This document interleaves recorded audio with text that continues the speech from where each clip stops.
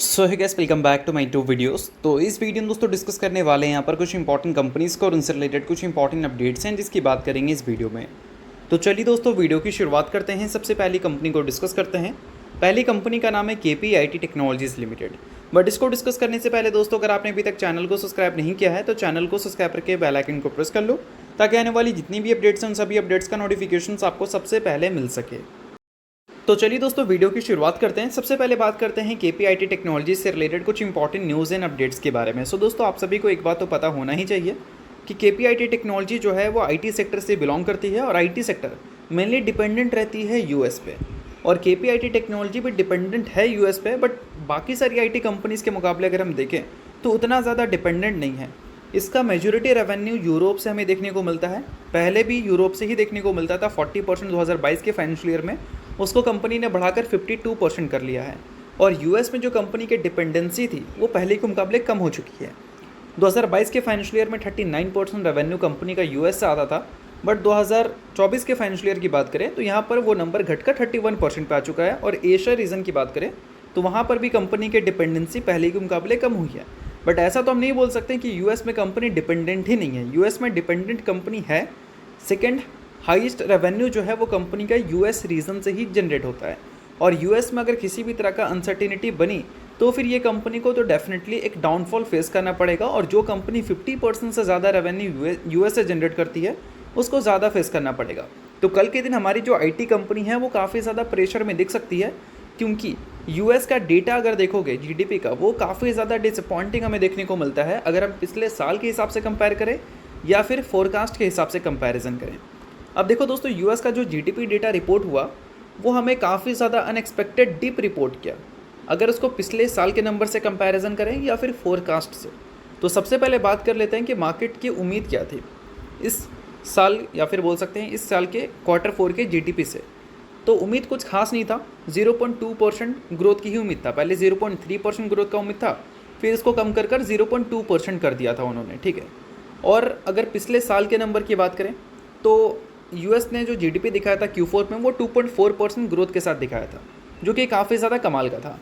But अगर बात करें करेंट टाइम की तो ये नंबर पॉजिटिव छोड़ो नेगेटिव में रिपोर्ट हुआ है, -0.3%। और रेसेशन का एक्चुअल में मीन्स क्या होता है कि कोई भी कंट्री का GDP अगर back to back 3 consecutive quarter में नेगेटिव में आ जाए तो वो कंट्री ऑफिशियली रेसेशन में जा चुकी है। अब पहला क्वार्टर तो हमें देखने को मिल गया, होपफुली हमें अगले क्वार्टर देखने को ना मिले।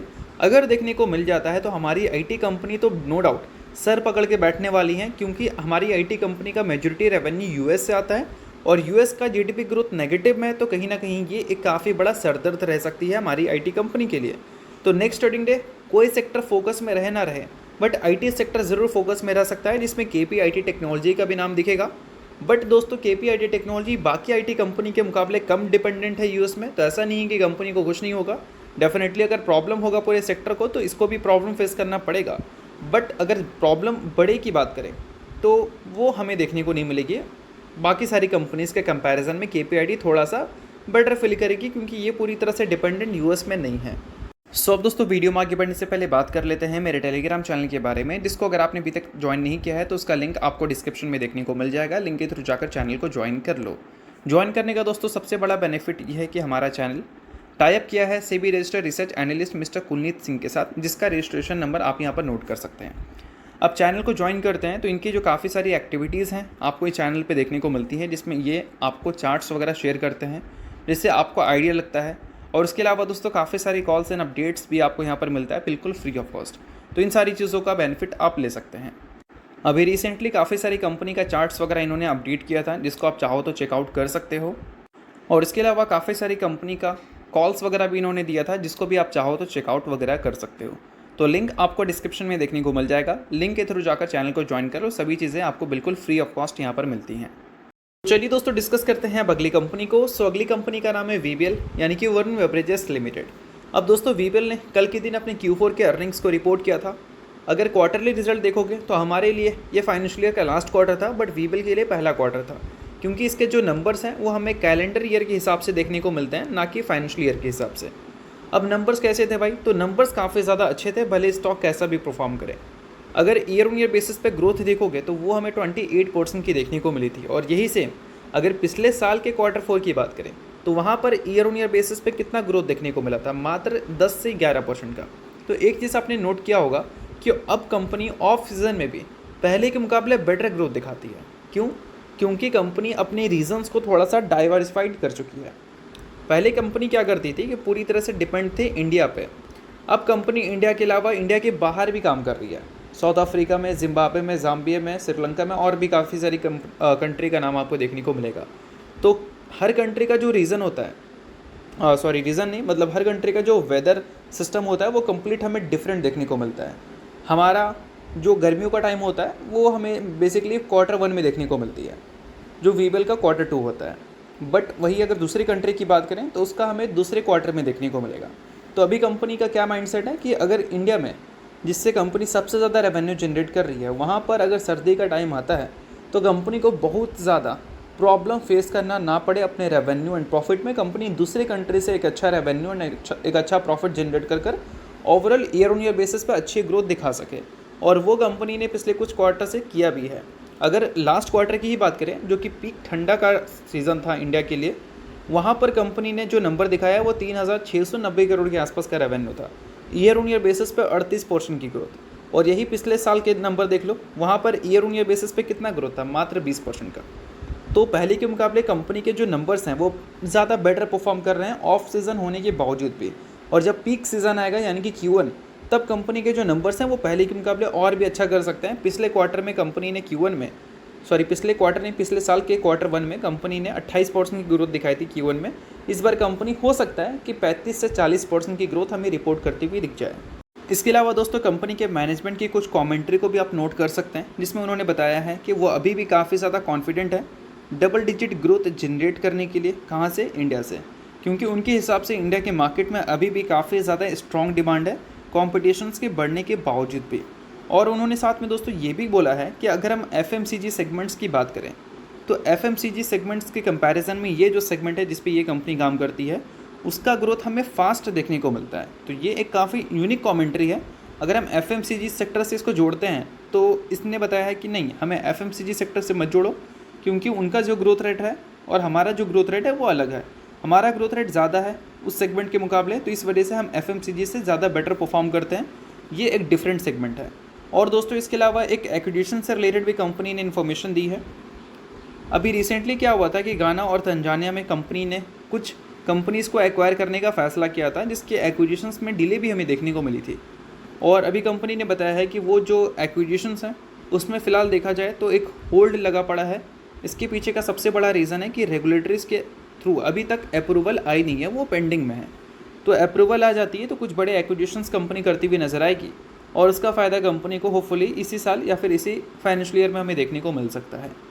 तो चलिए दोस्तों इसके अलावा बात करते हैं अगली कंपनी के बारे में। सो अगली कंपनी का नाम है कोचिंग शिपयार्ड लिमिटेड। सो पिछले कुछ टाइम में कोचिंग शिपयार्ड की परफॉर्मेंस आपको कभी खुशी कभी गम वाली देखने को मिली। बीच में काफ़ी अच्छी तेज़ी हमें पूरे डिफेंस सेक्टर में देखने को मिली इंडिया पाकिस्तान के टेंशंस की वजह से और साथ में राफेल डील की वजह से। But last trading day defence stocks up to 5% आपको गिरते हुए देखने को मिले, जिसमें कोचिंग शिपयार्ड का भी नाम दिख जाएगा, GREC का भी नाम दिख जाएगा आपको और HL जैसी कंपनीज़ का भी नाम देखने को मिलेगा। अब ये गिरावट का कोई नेगेटिव रीज़न नहीं है, ये बोल सकते हैं एक प्रॉफिट बुकिंग का पार्ट है, तो इस चीज़ को आप थोड़ा सा माइंड में सेट कर लो। अब इन सारी चीज़ों के बाद दोस्तों इस कंपनी का लेटेस्ट Q4 के शेयर होल्डिंग पैटर्न को डिस्कस कर लेते हैं, जहाँ पर FIS की सेलिंग हमें कंटिन्यू दिख रही है।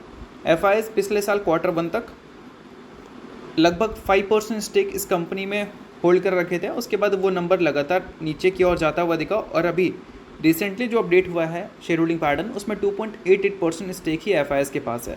बट अच्छी बात यहाँ पर यह है कि FIS ने बेचा है तो DIS ने बहुत ख़रीदा है। DIS का स्टेक वही टाइम पे हमें 2.5% देखने को मिलती थी, बट उनका स्टेक डबल से भी ज़्यादा हो चुका है, 2.5% से बढ़कर 6.82% के आसपास हो चुका है। और पब्लिक स्टेक्स भी थोड़े बढ़ते हुए देखने को मिले हैं, क्योंकि OFS वगैरह भी कंपनी में दिखी है इस वजह से। अब इन सारी चीज़ों को मैं इसलिए बता दे रहा हूँ क्योंकि कंपनी के बोल सकते हैं प्रोमोटर में थोड़ी सी चेंजेस आई है। न्यूज़ थोड़ा पुराना हो जाता है तो काफ़ी सारे लोग भूल जाते हैं, तो इस वजह से प्रोमोटर की स्टेक्स की जो बिकवाली है उसको OFS के साथ आप अटैच कर सकते हैं। और ये कंपनी के प्रोमोटर और कोई नहीं, गवर्नमेंट ही है। और FIS की बिकवाली है तो DIS की खरीदारी भी है। तो ये भी चीज़ें मैंने आपको बता रखी है कि कोई भी बड़ा इंस्टीट्यूशंस अगर अपने स्टेक्स को मान लो डाइल्यूट करता है और वो स्टेक्स पूरी तरह से जाता है पब्लिक के पास, तो कहीं से भी वो एक पॉजिटिव साइन नहीं है, वो एक नेगेटिव साइन है। बट एक इंस्टीट्यूशन ने बेचा और वो स्टेक दूसरे इंस्टीट्यूशंस के पास गया, तो वो कोई ज़्यादा प्रॉब्लम वाली बात है नहीं। खरीदारी और बिकवाली दोनों चलती रहती है, बट किसी कंपनी में अगर वन साइडेड बिकवाली हो रही है और पब्लिक के पास स्टेक जा रही है, यानी कि बड़े लोगों को कुछ ऐसा पता है जो हमें नहीं पता। और काफ़ी सारी कंपनी में ऐसा हमने देखा है कि पोजीशंस काफ़ी सारे एफआईज और डीआईज पहले ही कम कर लेते हैं और काफ़ी लंबे टाइम तक वो स्टॉक की परफॉर्मेंस हमें देखने को नहीं मिलती, क्योंकि उनके पास काफ़ी इनफ डेटा होता है किसी भी कंपनी को अच्छी तरह से एनालिसिस करने के लिए। तो इस वजह से बोला जाता है आपको कि किसी भी कंपनी में आँख बंद कर पैसा नहीं लगाना है, अगर लगाना है तो अच्छी तरह से रिसर्च और एनालिसिस करके ही लगाना है। अब इसके अलावा दोस्तों बात करते हैं अगली कंपनी के बारे में। नाम है Bajaj finance limited. Recently bonus split की अनाउंसमेंट कंपनी ने किया। बोनस की बात करें तो 4:1 के रेशियो में कंपनी ने बोनस इशू किया है और 1:2 के रेशियो में कंपनी ने स्प्लिट की अनाउंसमेंट की है। सो अगर आप इस कंपनी के एक शेयर को ओन करते हैं तो ओवरऑल कंपनी आपको 10 इक्विटी शेयर देगी, बोनस और स्प्लिट दोनों को इंक्लूड कर। सो अगर आप इस कंपनी के शेयर होल्डर हैं तो बेशक आपके लिए काफ़ी अच्छी न्यूज़ है ये। शेयर होल्डर नहीं है, इग्नोर कर सकते हैं, न्यूज़ थी इस वजह से मैंने बता दिया, बाकी किसी भी तरह का ये रिकमेंडेशन नहीं है। तो चलिए दोस्तों, ये वीडियो यहीं तक था। आप करता हूँ, वीडियो आपको अच्छा लगा तो चलो लाइक कीजिए, पहली बार सब्सक्राइब कीजिए। वीडियो देखने बहुत बहुत शुक्रिया।